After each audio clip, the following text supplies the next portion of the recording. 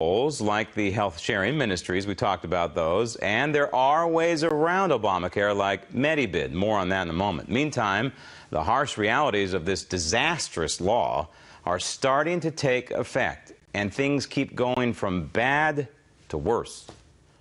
Sequestration, the automatic government spending cuts President Obama signed into law 2 years ago, is hitting Obamacare. Specifically, it's hitting the subsidies that lower-income folks were supposed to get to help out with their copays and deductibles. And this could turn out in one of two ways. One, these Obamacare customers will see higher deductibles and copays than they were originally promised. Or two, the administration will tell insurance companies they have to eat the cuts. If that's the case, those companies are likely to drop out of Obamacare altogether. What this isn't a glitch. It's Obamacare falling apart. Obamacare just doesn't work. So that explains why Obama hates the sequestration so much. It is reducing funding for Obamacare. But Obamacare is far from dead. And the more we know, the more red flags go up. Joining me now, private medicine advocate and Obamacare expert Patricia Newman. Hi. Patty, regarding the subsidies, we all know Obamacare is all about subsidies, but you could replace the word subsidy with redistribution of wealth, of course. Right. And without the subsidies, Obamacare doesn't exist. So those are vitally important for Obamacare. They are, but that's a little tricky. See, the subsidies, so there's two types of subsidies. The one to help you with your premium, and those take the form of a tax credit. The sequestration does not affect those. The other one, which is all the out-of-pocket expenses, which we all now are very familiar with, that are higher than everybody imagined, those are the ones that may be affected by, or will be affected by, sequestration. Now, yeah, Obama's probably saying to everybody how horrible this is because you don't want poor people to have to pay more than they expected. You know, they were supposed to get some help from the government. On the other hand, if they do the same thing they have done with physicians who are now, they have been under the sequestration cuts, it's likely what they'll do to insurance companies, and that is, we're taking a 2% cut on reimbursement.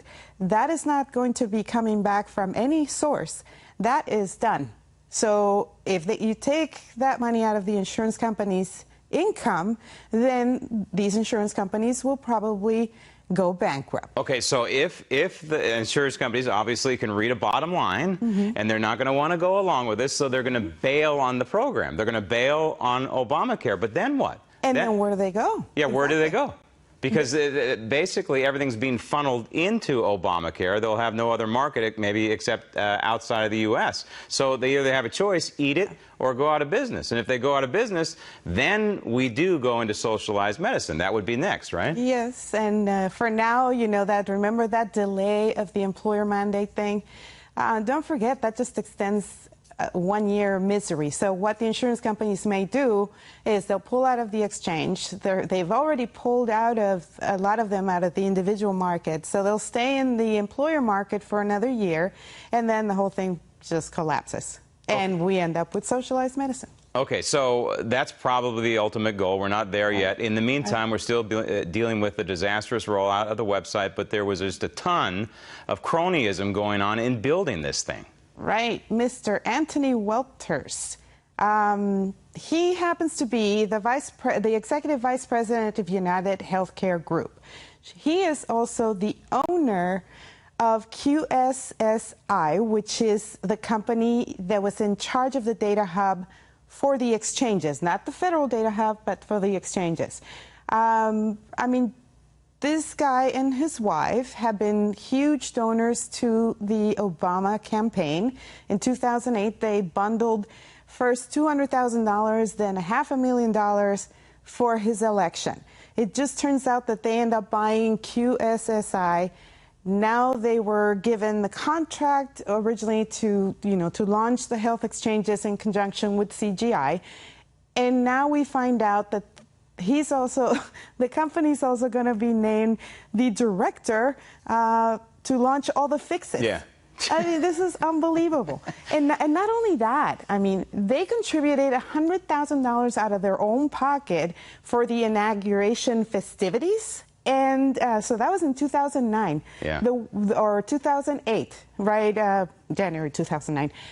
Then very short thereafter, the wife, she got a job as an ambassador. I mean, Yeah. this is just unbelievable. It's payback time here in a big way. Meantime, very we have sad. this thing called MediBid that you want to talk about real quick here. And essentially, that's going online and having a doctor bid for whatever procedure you may be having done. Now, how might this fit into Obamacare? This is how it fits. It actually fits into the free market right now as well as into Obamacare, because patients, when they take their money to invest, to become healthcare consumers, they are much better at spending it than anybody else, than the insurance company, than the government.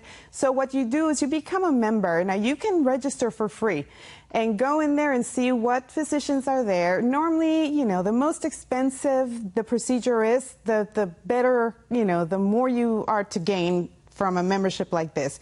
Because let's say you have some knee surgery that may cost $30,000 if you go through your regular payer and all your out-of-pocket expenses, etc. But then you go through MediBid, and there may be a very qualified, just as qualified physician that may charge you $8,000. So when you're in charge of your own money, and what I'm saying is, we know that all these deductibles and co-payments are going to skyrocket. Right. That's when you're going to find a lot of use for MediBid. They're both physicians that are members and patients that are members. And it's not like they're bidding the price down. It's just they tell you what the price is. Right. You know full well what a visit's going to cost you or what a surgery is going to cost. It's the free market at work. Right, it's the antithesis of Obamacare, and it's a great option to have. Patty, thanks. Thank you. Coming up next, Newt Gingrich, the book, Hillary Clinton, the candidate, and Ronald Reagan, the movie, as the Daily Ledger continues. In the 1990s,